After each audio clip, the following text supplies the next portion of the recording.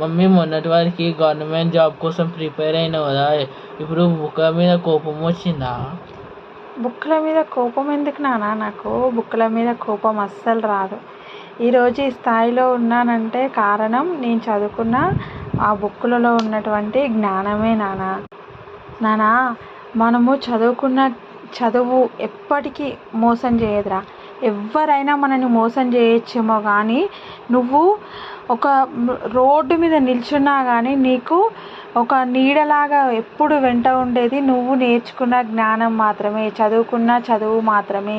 నువ్వు కట్టే కాలి బూడిదయ్యే వరకు కూడా నీతో పాటు ఉండేది నువ్వు చదువుకున్న జ్ఞానం మాత్రమే. వేరే ఎవ్వరూ నీకు తోడుగా ఉండరు.